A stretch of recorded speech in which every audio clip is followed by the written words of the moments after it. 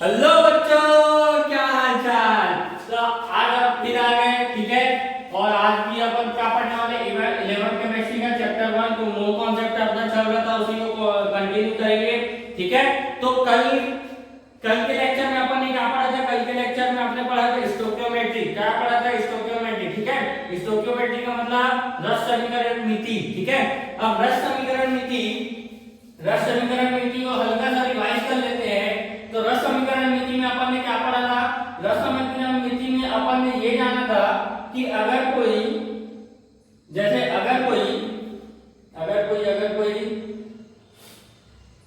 हाँ ठीक, जैसे अपने पास क्या कार्बन है प्लस हाइड्रोजन है, ठीक है। और उससे बनता है क्या? मीथेन बनता है। क्या बनता है? मीथेन बनता है, ठीक है। क्या बनता है? मीथेन बनता है। तो यहाँ सबसे पहले अपन इस इक्वेशन को अपन को क्या करना था? सबसे पहले स्टेप में इस इक्वेशन को क्या करना था? बैलेंस करना था, ठीक है।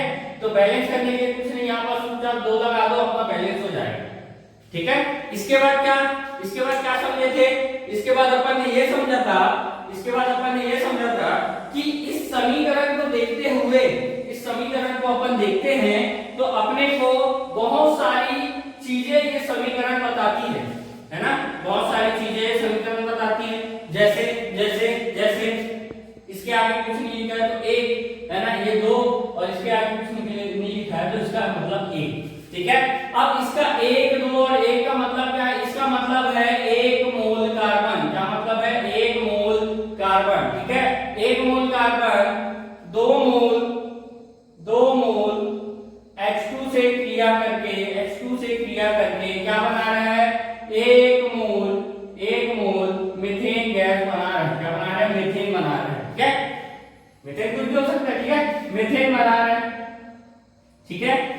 कितना बना रहा है? 1 मोल बना रहा है। अब 1 मोल कार्बन का मेरे को पता है 1 मोल कार्बन कितना होता है, तो बोलोगे 12 ग्राम होता है। 12 ग्राम कार्बन होता है। तो 12 ग्राम कार्बन 2 मोल हाइड्रोजन कितना हो जाएगा? तो 1 मोल हाइड्रोजन का भार होता है, H2 का भार होता है 2, तो 2 मोल का कितना हो जाएगा? 4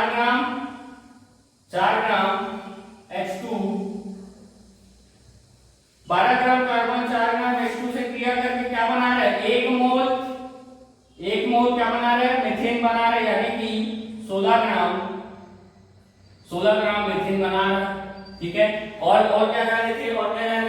इसके बाद अणुओं की संख्या जाने थे कि अगर 1 मोल कार्बन है, इसका मतलब है Na अणु कार्बन के हैं, इसके Na अणु कार्बन के हैं, ठीक है। 2 मोल हाइड्रोजन है, यानी कि 2 Na अणु, ये होगा परमाणु, ठीक है। क्या होगा? परमाणु, ठीक। 2 Na अणु इसके हाइड्रोजन के भी होंगे, ठीक है।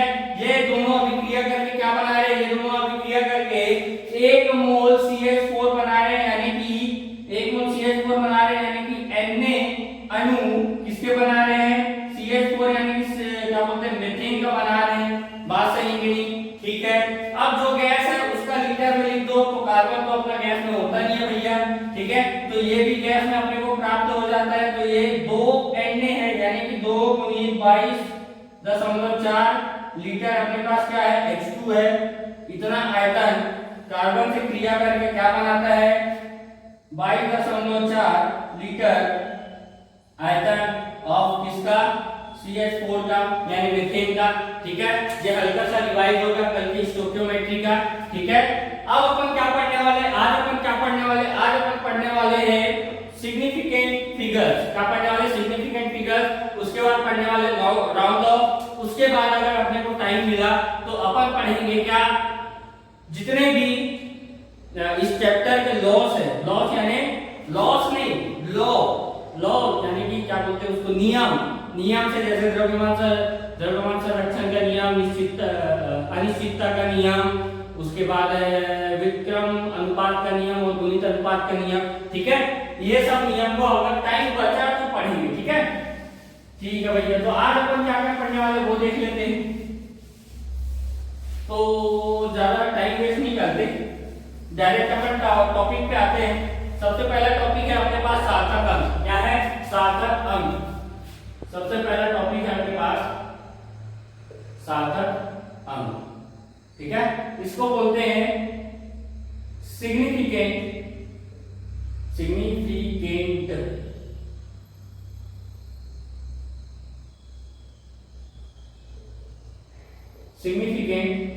फिगर्स, ठीक है। स्पेलिंग मिस्टेक को मार्क करना। यहाँ सिग्निफिकेंट फिगर्स को मैं शॉर्ट फॉर्म में ऐसा ऐसा लिखूंगा, ठीक है, क्या लिखूंगा, ऐसा लिखूंगा, ठीक है। अब देखो सार्थक अंक और सिग्निफिकेंट फिगर्स होता क्या है, ठीक है। तो ये कुछ नहीं है, बस जीरो को हटाना, ये बताना, वो बताना, ऐसा कुछ होता है, ठीक है। तो इसका मैं थोड़ा सा फील दे देता हूँ, इसका थोड़ा सा फील दे देता हूँ। जैसे अपन ने क्या किया, अपन ने बोला कि केमिस्ट्री में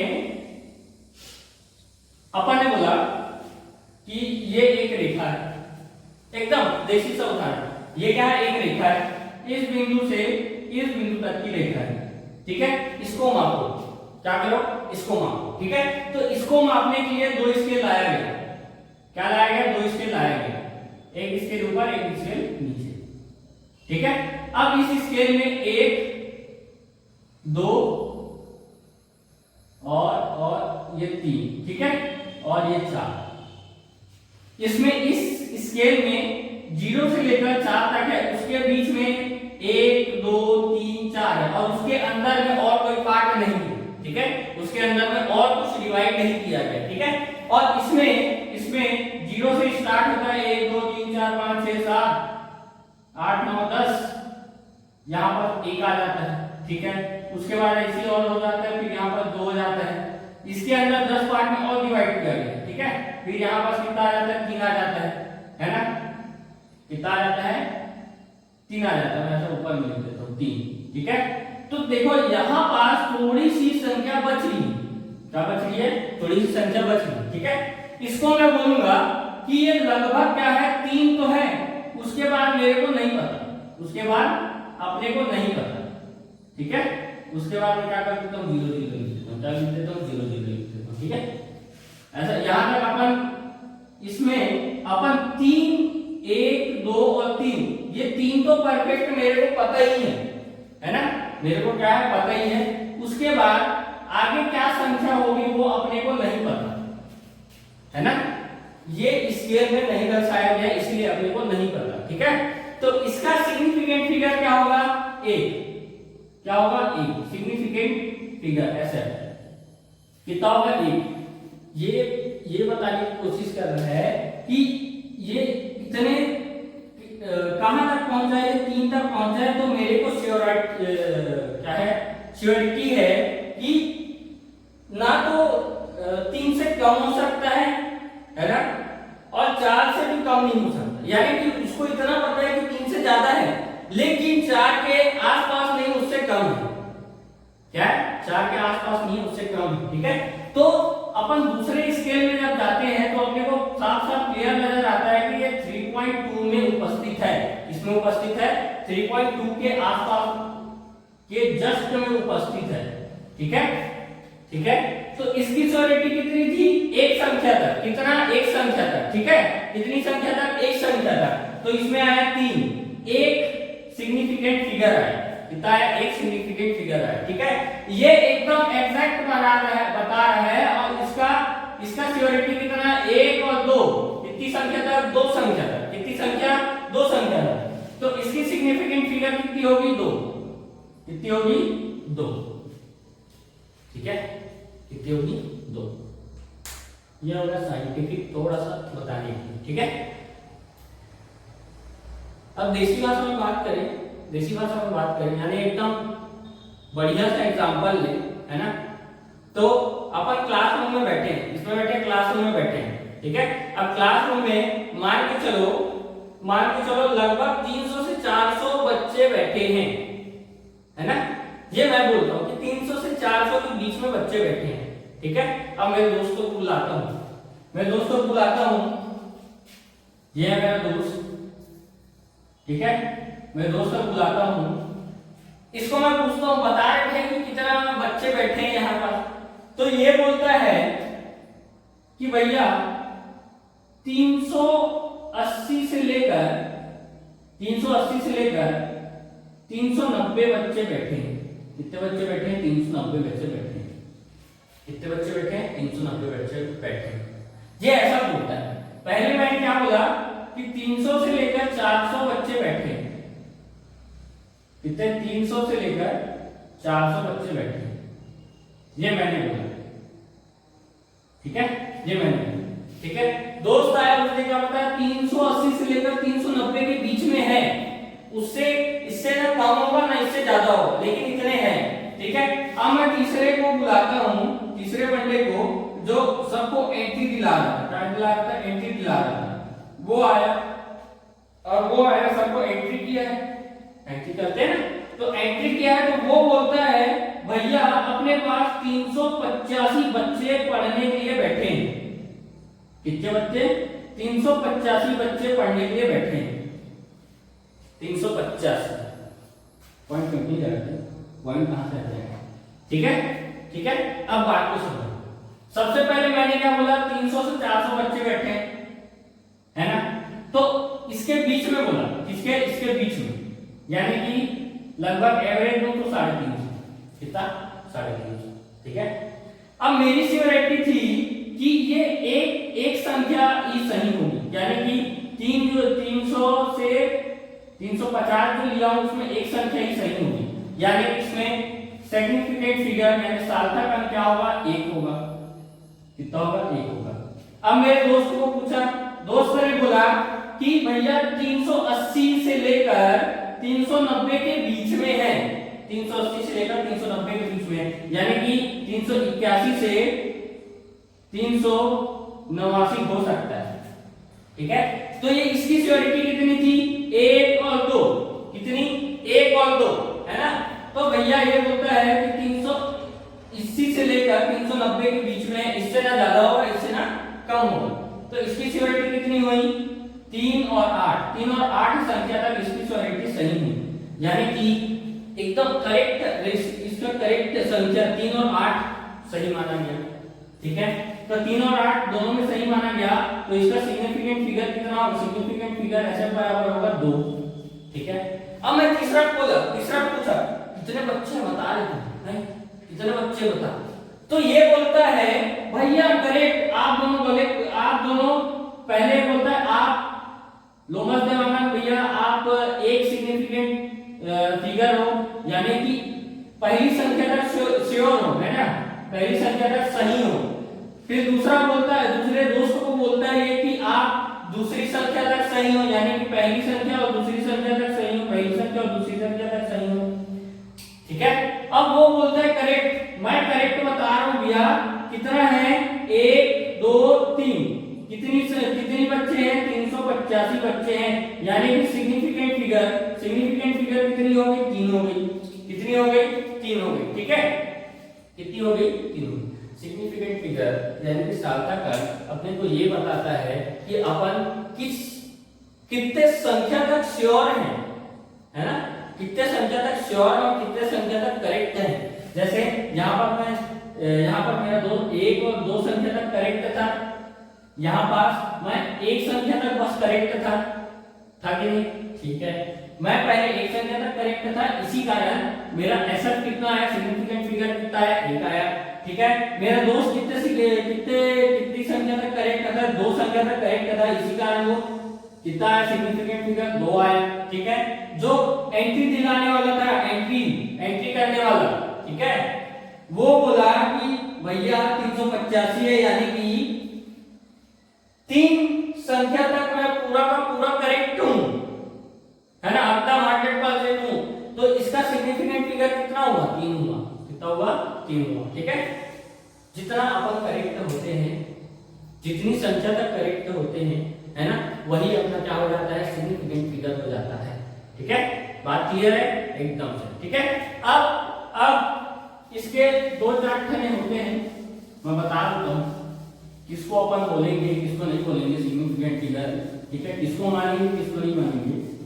तो चल, तो सबसे पहला है कि अगर अपने को 1 2 3 4 5 ऐसा कुछ भी संख्या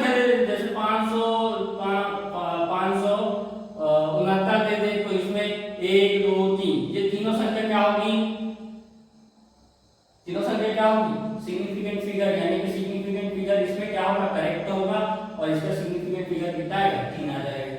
ठीक है, इसमें कितना 1 2 3 4 5, तो इसका सिग्निफिकेंट फिगर कितना आएगा 5 आ जाएगा। कितना आ जाएगा 5 आ जाएगा। यानी कि जिसमें जीरो ना हो और वो पूरी की पूरी संख्या हो, तो चाहे वो दशमलव के बाद जैसे नहीं हो, तो जैसे 5 6.9 7 3 5 2 6 0 भी आ जाए, ऐसा भी आ जाए। ठीक है, तो अपन कितनी संख्या तक करेक्ट है? 0 मतलब 1 2 3 4 5 6 7 कितनी है सिग्निफिकेंट फिगर? 7 सिग्निफिकेंट फिगर है। ठीक है, अगर किसी संख्या में अगर कोई भी संख्या हो उसमें 0 ना आए तो क्या होता है? पूरा का पूरा सिग्निफिकेंट फिगर होता है। ठीक है, उतनी संख्या उसका सिग्निफिकेंट फिगर होता है। ठीक है, अब किसी में 0 आ जाए, मेन दिक्कत होता है 0 का। ठीक है, मेन दिक्कत किसका होता है? 0 का। तो मैं सबसे पहले एक काम करता हूं, पूरा लाइन से लिख देता हूं। ठीक है, उसके बाद मैं एक एक को एक्सप्लेन करता हूं। ठीक है, तो अपने पास है 0.002। ठीक है, उसके बाद है 0.023, उसके बाद है 2.00, उसके बाद है 400.0, है ना। उसके बाद है 5.002, उसके बाद करेंगे 501 600। ठीक है, बात करें 501 0.00, और क्या लिया जाए 0.600 ले लेते हैं, और क्या लिया जाए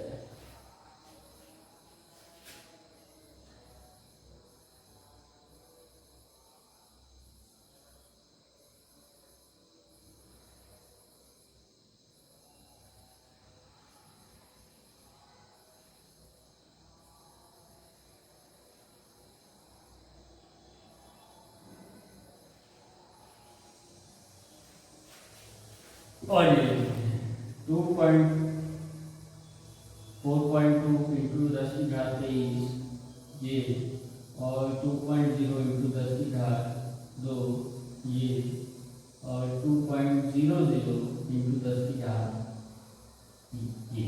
ठीक है, चलिए कहाँ कहाँ आ गए? ठीक, सब में 0 आ गया।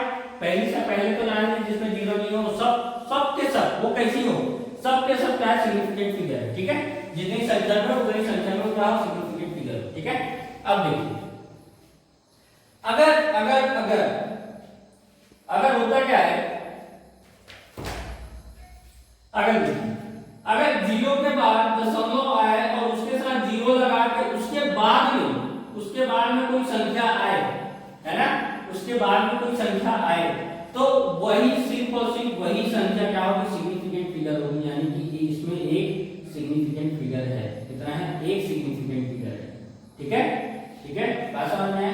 अगर 0 के बाद दशमलव लगे, कुछ लगे, अगर 0 से स्टार्ट होता है ना, कोई सामने में संख्या नहीं है दशमलव से पहले, और उसके बाद 0 लग के जस्ट लास्ट में आए या कैसे भी आए, है ना, या इसके बाद 0 हो जाए, एक काम करते हैं इसको बना देते हैं 0 ऐसा।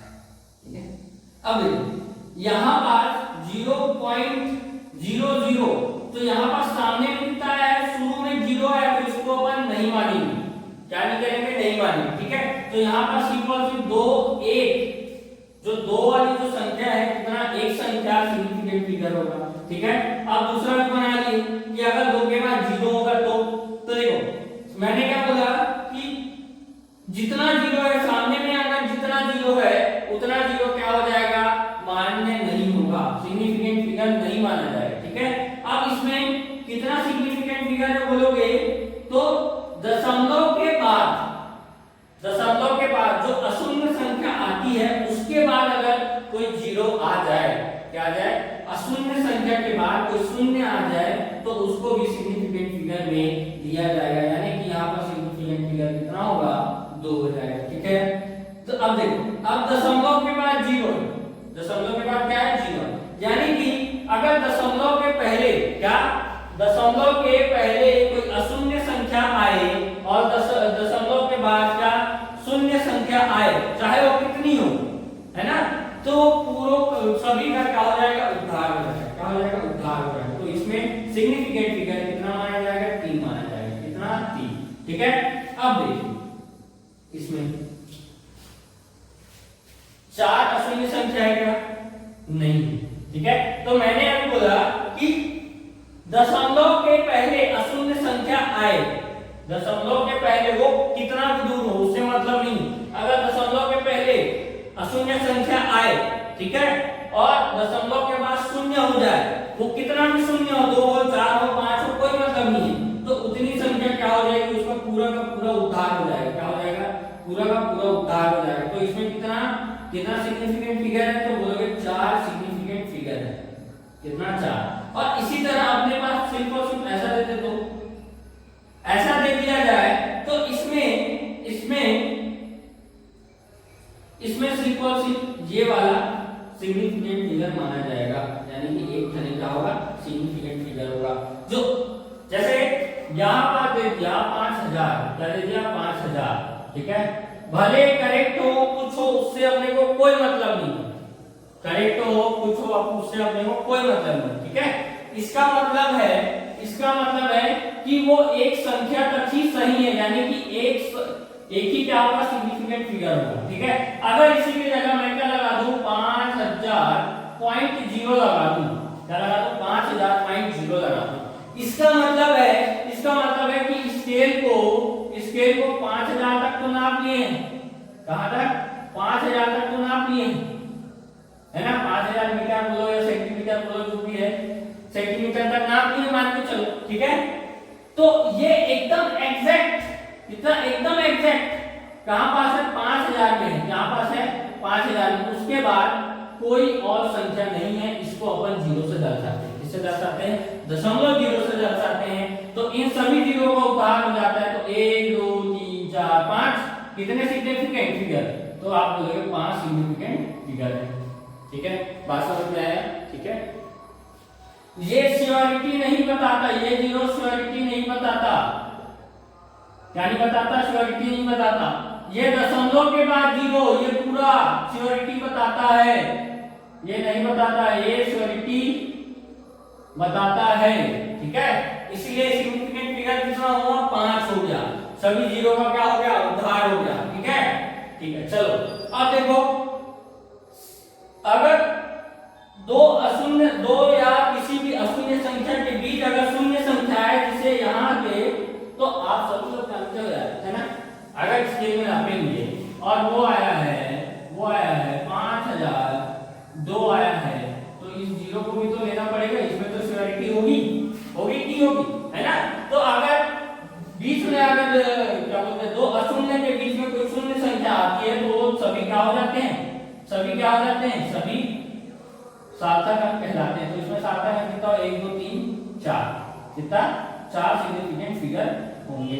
ठीक है, बात सही है कि नहीं, बात सही है। ठीक है, अब देखो यहाँ पर कोई दशमलव लगा है क्या, नहीं लगा है, तो इसमें डायरेक्ट आप बोल दो 1 2 3 4 5, कितने होंगे, 5 सिग्निफिकेंट फिगर होंगे। जहां पर दशमलव नहीं लगा है, अच्छे देखिए, तो इन दोनों जीरो को नहीं माना जाएगा, और इन दोनों जीरो को इसलिए माना गया है क्योंकि ये अशून्य के बीच में है। किसके बीच में, अशून्य के बीच में है। ठीक है, अब यहाँ पर देखो, यहाँ पर भी 2 अशून्य के बीच में है, लेकिन यहाँ पर दशमलव आ गया, इसी कारण इसको भी मानेंगे, इसको कितना होंगे, 1 2 3 4 5 6, कितना होंगे, इसमें 6 सिग्निफिकेंट फिगर होंगे, कितना, 6 सिग्निफिकेंट फिगर होंगे।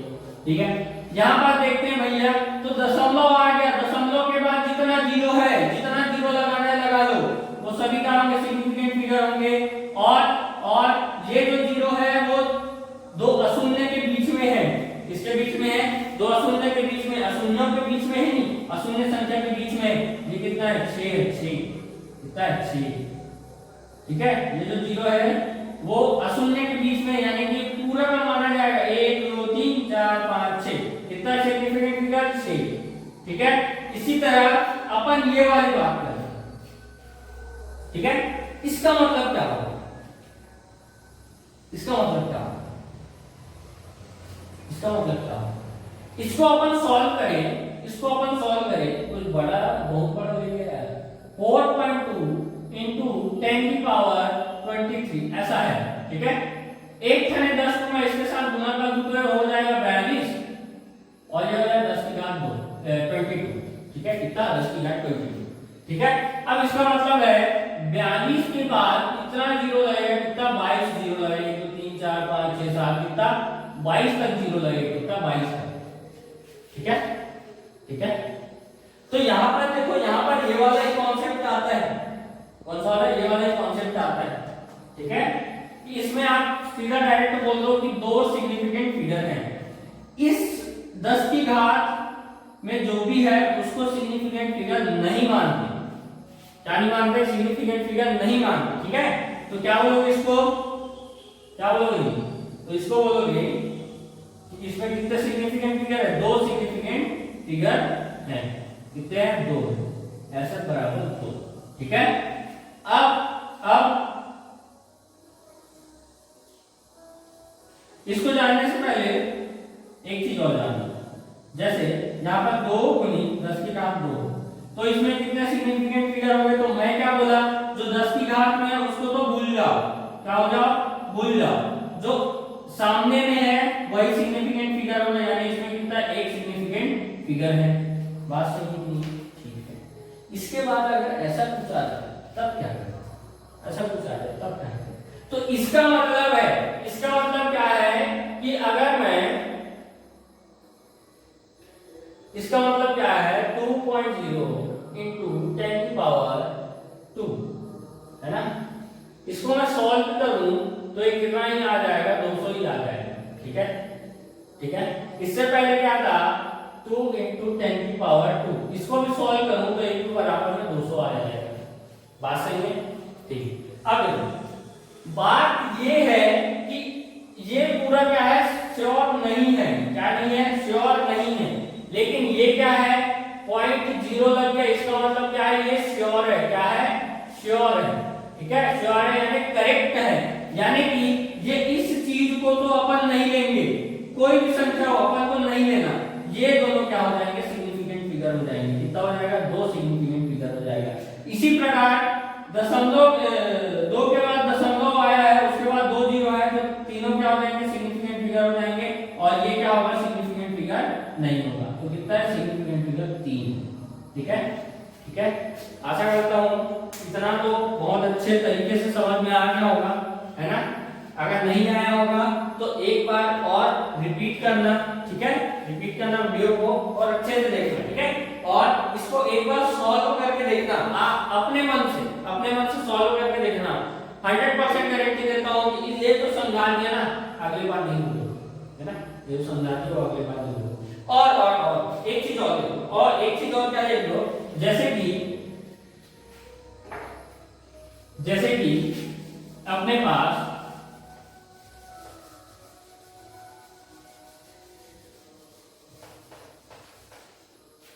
पास क्या है, अपने पास मान के चलो, हाँ एक आयत है, क्या है, एक आयत है, ठीक है। आयत का नहीं, आयत नहीं लेते, एक वर्ग ले लो, क्या ले लेते हैं, वर्ग ले लेते हैं, ठीक है, क्या ले लेते हैं, वर्ग ले लेते हैं, ठीक। अब इसके परिधि का सूत्र क्या होता है, परिधि का सूत्र होता है 4a, क्या होता है, 4a, क्या होता है, 4a होता है, ये वाला है और ये वाला है, क्या होता है, 4a होता है, ठीक है, परिधि का सूत्र। अब देखो परिधि का सूत्र 4a होता है, तो इसका सिग्निफिकेंट बोलोगे तो इसका सिग्निफिकेंट क्या होगा, अनंत होगा। किसी भी फॉर्मूला का जो सिग्निफिकेंट अगर पूछेगा, कोई भी पूछेगा, तो उसका क्या होगा, उसका सिग्निफिकेंट फिगर कितना होगा, अनंत होगा, यानी इनफाइनाइट होगा। इनफाइनाइट क्यों होगा, क्योंकि अपने को नहीं पता कि ये a की वैल्यू क्या ही आ जाएगी, है ना। अपने को a की वैल्यू क्या क्या दे दिया जाएगा अपने को नहीं पता, जैसे कि 2.00000000001 दे दिया, या इसके बाद 233000001 दे दिया गया, ऑल दे दिया गया, तब क्या करेंगे, है ना। तो अपने को उसमें कोई पता नहीं रहता, लेकिन अपन 100% श्योर होते हैं, अपने क्या होते हैं, अपन 100% श्योर होते हैं कि 100% श्योर होते हैं कि ये सूत्र हमेशा काम करेगा, और ये सूत्र एकदम करेक्ट है। क्या है, एकदम 100% करेक्ट है, ठीक है। तो इसमें इनफाइनाइट सिग्निफिकेंट फिगर होंगे, ठीक है, कितने होंगे, इनफाइनाइट सिग्निफिकेंट फिगर होंगे, ठीक है। अब इसके बाद अपन पढ़ रहे हैं राउंड ऑफ, क्या पढ़ रहे हैं, राउंड ऑफ, ठीक है। आशा करता हूं ये तो बहुत अच्छे तरीके से समझ में आ गया होगा। इसके बाद अपन पढ़ रहे हैं राउंड ऑफ। राउंड ऑफ को बोलते हैं परिशोधन, क्या कहते हैं, परिशोधन। चलिए राउंड ऑफ का मतलब क्या होता है, राउंड ऑफ का एक सीधा मैं एक तरीका बताऊं, ठीक है। तो केमिस्ट्री में आपने हमेशा न्यूमेरिकल में देखा होगा कि न्यूमेरिकल में क्या क्या वैल्यू आ जाता है, कई बार जैसे 169.0021 या 3 ऐसा कुछ आ जाता है, एकदम अजीब टाइप सा, है ना। तो इसको राउंड ऑफ करके एक ऐसी संख्या बनाते हैं जिसमें अपने को इक्वेशन में थोड़ा सा सरल पड़े, क्या पड़े, थोड़ा सा सरल पड़े, कि इतना लंबा इक्वेशन अपन कैसे ही कर सकते हैं, है ना, कैसे ही कर सकते हैं, थोड़ा सरल पड़े और सरल भाषा में लिखे, ताकि जो चेकर है, पेपर चेकर है, एग्जाम चेकर है, उसको भी थोड़ा सा आसान, ठीक है, ठीक है।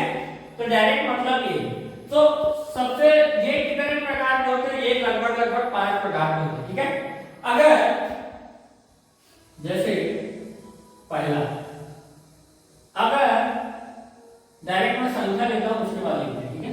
अगर अपने पास 169.36 आ गया, ठीक है, 6 आ गया, ठीक है, 36 आ गया, और अपने को बोला है कि इसका राउंड ऑफ करना है, ठीक है। तो यहां पास अपन बोल सकते हैं, यदि परिशोधन अंक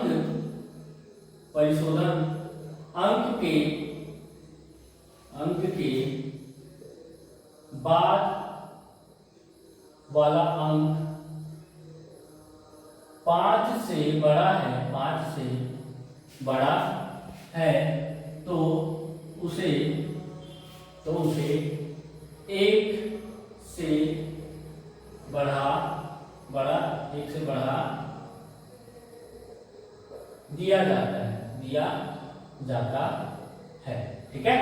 बोलने का मतलब ये है कि अगर अपन ने बहुत पहले पढ़ा है, 9वीं 10वीं में ये चीज पढ़ा है ना, कि अगर जैसे कि मैं अगर पॉइंट वाला संख्या बनाऊं, है ना, तो ये जैसे देख लो, 1 मिनट देखता हूं, यहां पास क्या है, मैं बीच में लेता हूं 3.5, ठीक है, यहां पास लेता हूं 3.0 और इधर लेता हूं 4.0, ठीक है, इधर लेता हूं, इधर 3.0 4.0 और एकदम बीच में लेता हूं 3.5, क्या लेता हूं 3.5, ठीक है। इधर कितना होगा 3.1 3.2 3.3 और 3.4, ठीक है। और इधर होगा 3.6 3.7 3.8 3.9 और 4.0, ठीक है, ये होगा। अपने को दिया कितना है, यहाँ पर राउंड ऑफ किसका करना है, 3 का करना है, तो अपन 3.6 का करना है, ठीक है।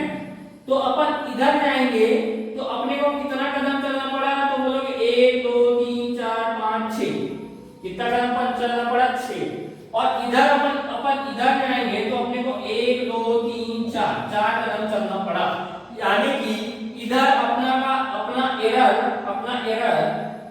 एरर ज्यादा हो रहा है कंपेयर टू इधर एरर कितना हो रहा है, इधर एरर कम हो रहा है ना।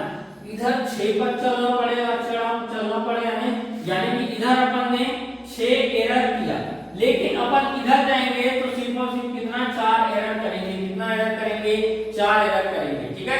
तो सबसे तो आप ही बताओ मेरे को किधर चलना चाहिए, आप ही बताओ किधर चलना चाहिए। तो ऑब्वियसली आप बोलोगे इधर की ओर चलना चाहिए, क्योंकि इधर एरर कम हो रहा है। क्या हो रहा है? इधर एरर कम हो रहा है, ठीक है। इसको मिटा दो।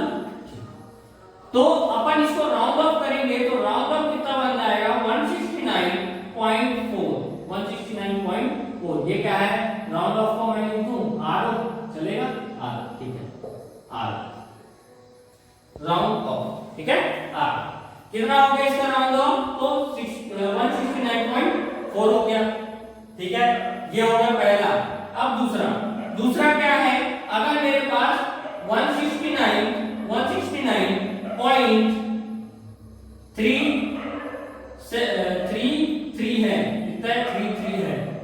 33 है, तब क्या करेंगे? तो देखिए, अगर परिशोधन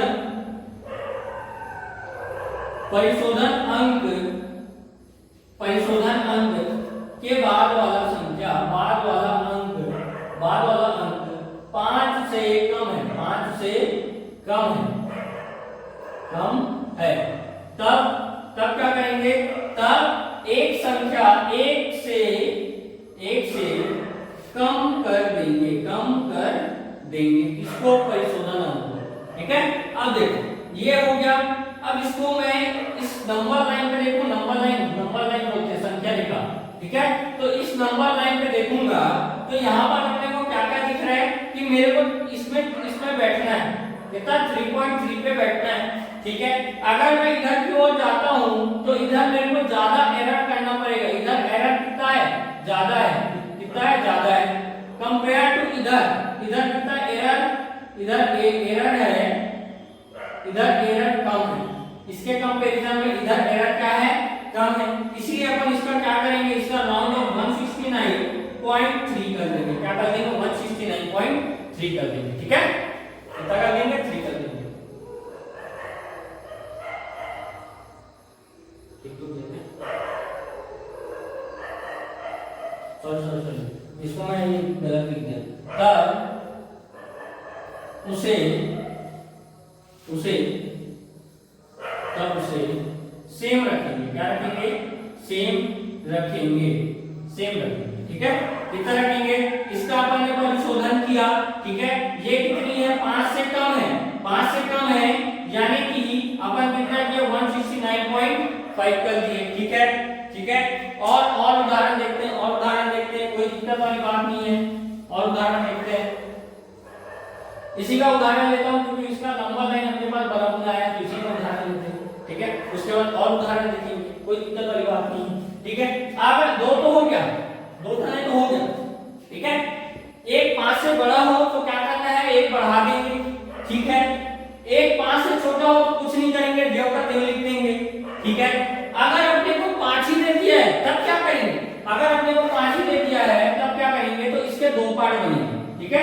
यदि परिशोधन अंक 5, यदि परिशोधन अंक के बाद वाली संख्या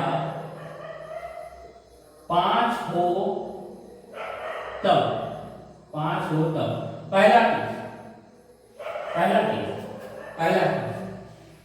केस क्या होगा? यदि परिशोधन अंक यदि क्या होगा? सम हो तब क्या करेंगे? अगर सम हो तो अपन करेंगे जैसे 169 पॉइंट क्या आ गया अपने पास? 45 आ गया। कितना आ गया? 169.45 आ गया। तब इस संख्या को इसका राउंड ऑफ करेंगे, इसका राउंड ऑफ अपन नहीं करेंगे, ठीक है। जो का त्यों रहेंगे, 169.4 ही रहेगा। यही क्या है? अपना आर और राउंड ऑफ है, ठीक है। क्या लिखेंगे यहाँ पर? यदि परिशोधन अंक सम हो और संख्या उसके बाद वाली संख्या 5 हो तब सेम रखेंगे। क्या रखेंगे? सेम होगा। क्या होगा? सेम होगा, ठीक है, सेम होगा, ठीक है। यदि दूसरा दूसरा पॉइंट क्या है, यदि परिशोधन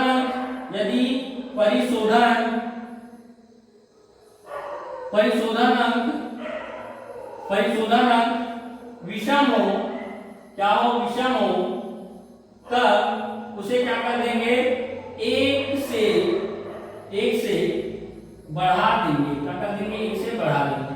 ठीक है, जैसे अपने पास दिया 169.55 दिया है, तब क्या करेंगे 169.6 कर देंगे, क्या कर देंगे 169.6 कर देंगे। यही है क्या अपना राउंड ऑफ हो गया, क्या है, राउंड ऑफ हो गया। ठीक है, बात क्लियर है, बात एकदम क्लियर है ना, एकदम क्लियर है। तो यही सब होता है राउंड ऑफ करना। ठीक है, क्या होता है, यही सब होता है राउंड ऑफ करना। ठीक है, तो चलिए वहां तक हो गया, राउंड ऑफ हो गया और सार्थक हो गया। उसके बाद तो इससे पहले रिवाइज भी कर लिए कल के लेक्चर का। अब अपन चालू करने वाले हैं इस चैप्टर के नियमों के बारे में। ठीक है, कितने नियम आते हैं, तो इस चैप्टर के मेन 4 नियम आते हैं। ठीक है, तो अपन हेडिंग डालते हैं, हेडिंग क्या डालते हैं, हेडिंग है अपना लॉ ऑफ केमिकल कॉम्बिनेशन, क्या है, केमिकल कॉम्बिनेशन। ठीक है, इसके बारे में अपन पढ़ेंगे। ये कितने नियम होते हैं, 4 प्रकार के नियम। ठीक है, तो सबसे पहला होता है द्रव्यमान संरक्षण का नियम, द्रव्यमान संरक्षण का नियम। ठीक है, इसको किसने दिया था, इसको दिया था लेवोजियर ने। किसने दिया था, लेवोजियर ने दिया था। ठीक है, ये क्या बोलता है कि अगर अपना रिएक्टेंट है, अभिकारक है ए और बी, ठीक है, इसका जो भार है, नहीं पहले ये देखिए, अगर अपने पास रिएक्टेंट है ए और बी और उससे बन रहा है C+D बन रहा है, क्या बन रहा है, C+D बन रहा है, तो रिएक्टेंट का जो भार होगा, क्या होगा,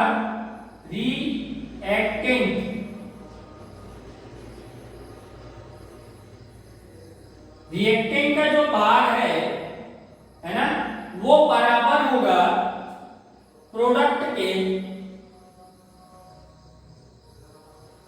के भार।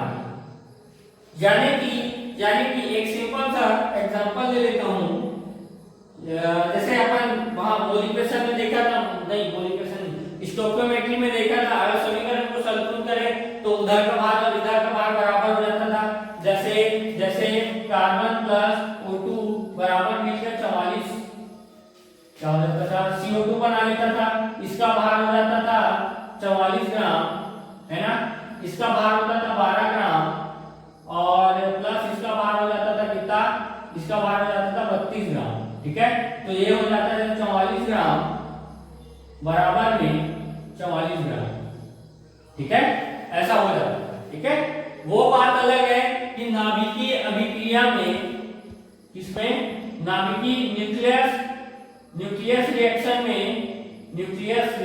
में क्या होता है, न्यूक्लियस रिएक्शन में होता है कि वहां से नाभिक से क्या निकलते हैं, नाभिक से विभिन्न प्रकार के तरंग निकलते हैं, जिसके कारण से उनका भार ऊपर नीचे होता रहता है। क्या होता है, ऊपर नीचे होता रहता है। ठीक है, तो वो अलग है, वो नाभिकीय अभिक्रिया पूरी तरीके से अलग है। ठीक है, नाभिकीय अभिक्रिया क्या है, पूरी तरीके से अलग है। ठीक है, ये जो क्रिया है ये नाभिकीय में नहीं है।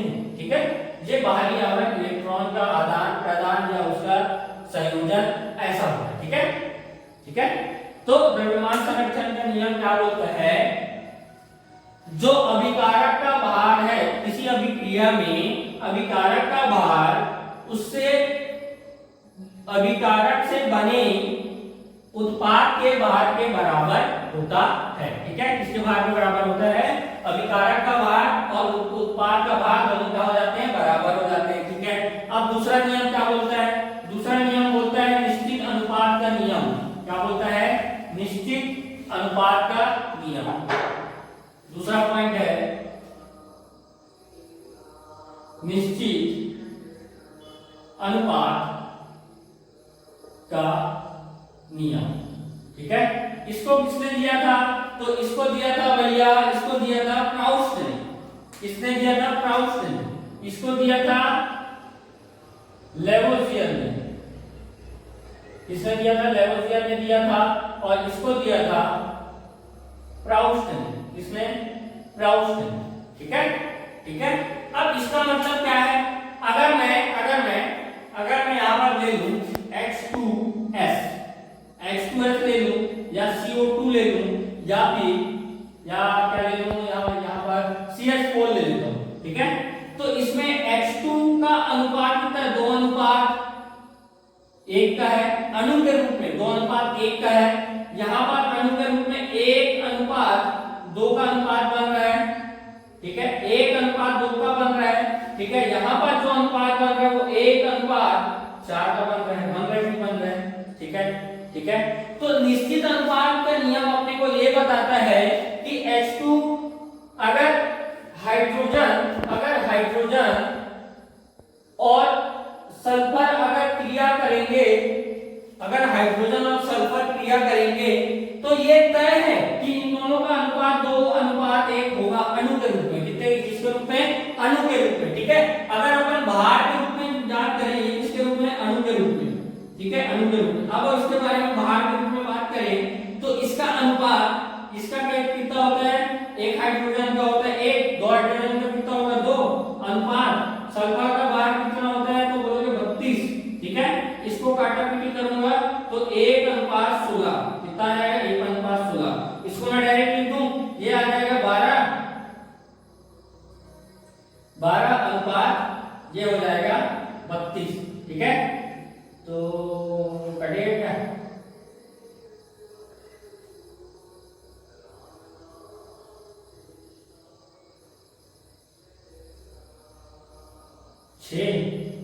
अनुपात